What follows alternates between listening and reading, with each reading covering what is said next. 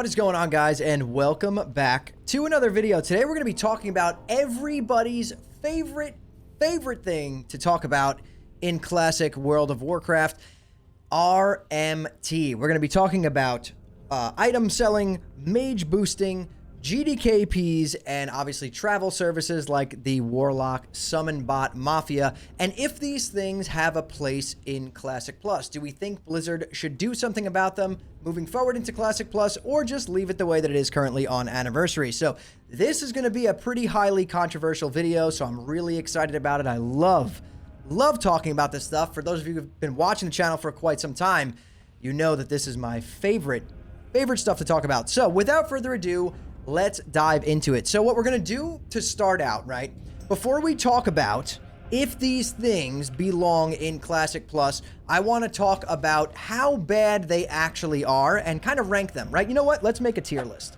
Hold on. Let me pull this over. We're going to make this a tier list first and foremost. There we go.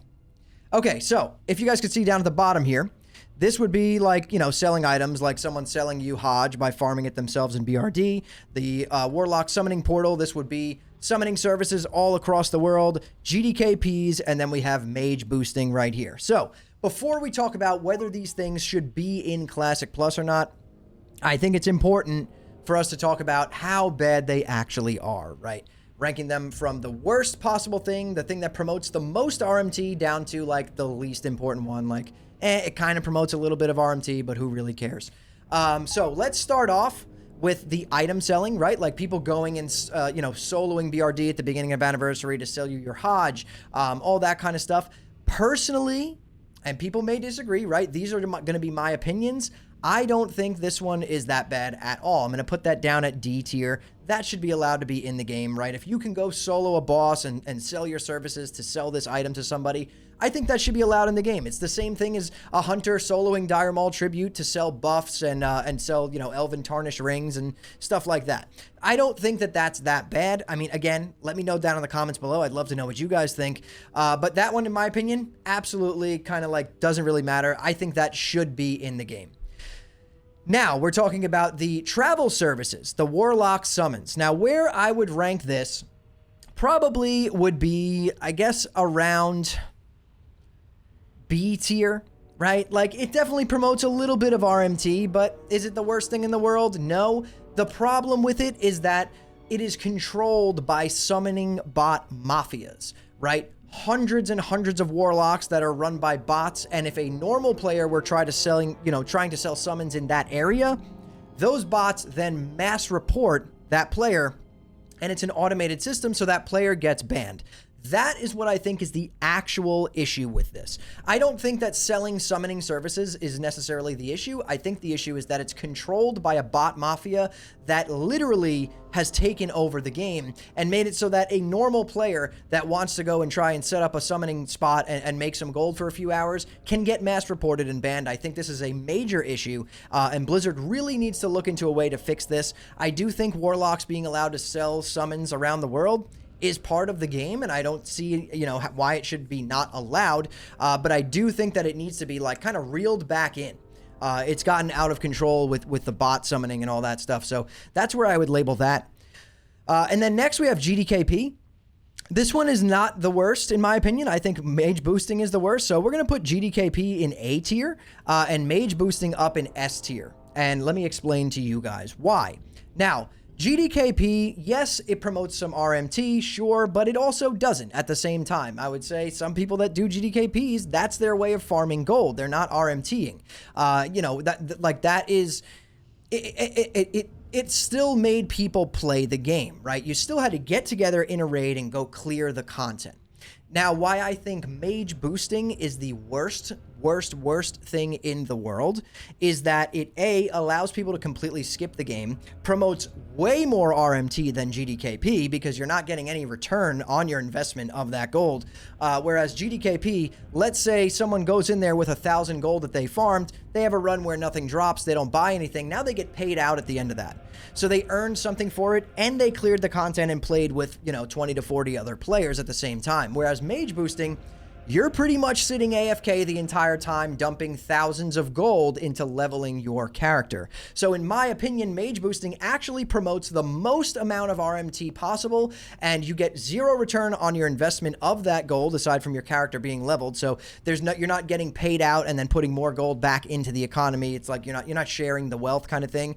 You're just giving more gold to these bots who then sell it back to you, and then you buy it, and then you go and use it again to boost another character, if that makes any sense. So this is how I would rank them. Mage boosting the worst, GDKPs second, Warlock summoning maybe third, and then, like selling items and things like that way down on the list. I don't think that really matters. But let's talk about if we want these things in Classic Plus. Now, everyone here on the channel, you guys know how I feel about all of this stuff. Right? I was very upset when they banned GDKPs from Anniversary. I feel like it adds a lot of longevity to the game. It gives you a reason to keep playing and leveling alts. If you enjoy raiding and you enjoy, taking your full BIS character into raids, it still gave you a reason to go back and do those raids, if that makes sense. As it stands right now, once you're full BIS, what is the incentive really to go back into raids and keep raiding with your guild? To gear up other people, I guess, right? You don't need anything else anymore, so what happens is a lot of people tend to just get full BIS and log off the game. Having GDKPs in the game incentivizes you to keep playing that character. You went through it, you got all your gear, now you can use that gear, use your full BIS set, and go farm more gold. Whatever happened, we understand, okay, it got banned in Anniversary. In Classic Plus, though, and I'm going to make some comparisons here to private servers, right? Turtle WoW, Epoch, mainly Turtle WoW. The way that they did it over there, that got rid of all of this stuff. There's little to no RMT, really. There's no GDKPs allowed. There's no mage boosting. And I'll be honest with you, I am a fan of it. I think that when these things are kind of coupled together and tackled together, taking them out of the game is extremely beneficial, right? Now, you can also add to that there is a ton of new content in a version of WoW like that, right? So people don't want to skip through it as fast or pass all the content or do any of this stuff because they're enjoying leveling and playing the game. Now, the reason this stuff exists in Classic WoW is because the game is very old and it's been beaten a million times, and we've leveled up countless characters throughout these same zones, the same quests, the same dungeons to go and do the same raids. It's understandable why people want to kind of fast forward through all the leveling and stuff in Classic WoW. It's been done a lot, right? There's still some people out there that have been enjoying leveling. Like I've really actually been enjoying leveling this warrior on Night Slayer, but I think that really comes down to the people that you're playing with and who you surround yourself with. But Turtle WoW kind of nailed it, and you don't need that stuff in the game. And me, someone who was a big advocate for GDKP, very pro GDKP, I think that in Classic Plus, if it really is truly a new experience, I think that we should kind of keep it the way it is. Maybe we do keep GDKP out of the game. Maybe we also only do that if we tackle mage boosting as well, because mage boosting is arguably 1,000 times worse and promotes way more RMT than GDKPs. Okay, if we look at the economy on Anniversary, from the very beginning, the economy was completely screwed, and GDKP was banned from day one. There never existed a single GDKP. However, let me show you guys something. If you open up your bulletin board, do you see what this looks like? Every single thing. You can run dungeons. I'm not going to make it seem like you can. I've had no issues running dungeons my entire way. I'm 55 now. I've had no issues doing that. But the majority of the channels is selling boosts. And I could argue all day that if there were GDKPs on the server, yes, there would be a lot of GDKPs going on at the same time, but GDKPs were not promoting people to not play their characters. All it was doing was promoting you to play your character with 40 other people in these raids. So you see where I'm trying to kind of make this comparison. I'm trying to make everyone understand that mage boosting really is the bad guy here. And it is the biggest promoter of RMT, because where do you think these bots and these people get the money to then sell to people who would then buy to use in a GDKP? Mage boosting. Okay, the boosting meta is what funds these bots. It's way more lucrative than farming nodes and herbs and mining and all that stuff like it was back in the day. The boosting meta, they make thousands of gold per hour with the boosting meta. So in Classic Plus, if I had to make this decision as someone who has always been pro GDKP, after seeing what it's like over on the other side where private servers did this kind of thing, like Turtle WoW, I keep mentioning, even myself, pro GDKP advocate, I think that Classic Plus should not allow mage boosting, and maybe we should keep out GDKPs. I do think that it is healthier for the game when both are gone. If we're going to allow mage boosting, GDKPs better be in the game, because mage boosting is arguably worse. It's just a bunch of people sitting AFK, and that is how these bots are farming the gold. At least GDKPs, people got together and raided and still had a good time on Discord, laughing, having fun, killing destroying the content. It was still playing the game. But if Blizzard's going to do nothing about it and they're going to allow mage boosting to exist, we absolutely should just allow GDKPs as well, because I don't understand why we wouldn't. Now, you guys understand my point of view on this. I've explained it pretty thoroughly. I would love to know what you guys think in the comments below. Please comment. I want to know your opinion, how you feel about this. The video isn't over yet, but I just want to make sure I'm telling you guys, please comment, because I want to see everyone's opinion on this. I'm going to run a poll after I publish this video also. And, come on my stream, kick.com/hammerdance. I stream Monday through Friday, 8 p.m. Eastern. Come on tonight when we go live and share your opinions and your thoughts. I'm really, really curious. And, let's say going forward in Classic Plus, they get rid of the boosting. They get rid of the GDKPs. How could they possibly fix the Warlock summon bot mafia, right? Like, let's see if we have that going on right now too in the LFG bulletin board. Not as bad, but it's there. You can get summons pretty much to Kargoth, any portals to any major cities, Eastern Plague Lands. It's not as big as it was at the beginning of Anniversary, I'll tell you that. Like right now, it's definitely calmed down a little bit because I think we're in a very dead time for Anniversary. Not that it's dead, it's still extremely popping, but I do feel like there's a way, like maybe like there's like some kind of, like they can implement some kind of cooldown to summoning people, unless you're in like the same guild, right? Like if you're all in the same guild, your Warlock can summon your whole raid group there, no problem. But if you're not in a guild and you're just selling summons out in the world, maybe they make it so that you could sell like 5 to 10 summons or something, and then it goes on cooldown for like 2 hours or some shit. And I know that really well that would happen from this is that, bots would just now put like 5 Warlocks in that exact same spot to kind of avoid the cooldown, but that takes a lot more prep, a lot more setup. Once a ban wave goes out and all those get banned, it would take them a lot longer of amount of time to set up that summoning spot again. It definitely would curb the problem a little bit, in my opinion. But I do think that there's things that Blizzard can do about that. And the last one that we talked about, remember the item selling services like, Rogues soloing Angerforge for you before to sell you your Hodge, or Hunters soloing tribute runs to sell you the Elven Tarnished Ring. And I don't really see anything wrong with that. If a player can do that, first of all, it's not brain dead stuff. You do need to know how to play the game a little bit and figure it out to be able to do those things. I think that's part of the game. And if a player wants to earn their gold by learning something like that and then doing it all day long and selling that service to other players, I think that makes sense and it works in this world, because they're actually playing the game and doing the content, right? They learn something, they have to go through there and figure out how to do this stuff. I think that is perfectly fine, and it does have a place in WoW Classic. But the mage boosting is out of control. And you know what? Arguably, it sucks because if it's in the game and you have gold, you feel like you're kind of stupid to not use it unless you're like leveling with a group of friends. If you're leveling a character specifically for endgame and that is in the game and you have the gold to do it, why, like most people feel this FOMO of like, I'm not going to gimp myself. Like, why don't I just level the fastest way possible? I don't really care about leveling. I've done this a million times. And then that's what happens. You just boost your entire character. I get it. I've done it a million times. It's just that after seeing how it's been on Turtle WoW, I can definitely see the benefits of when both are gone together. Mage boosting and GDKPs both being banned.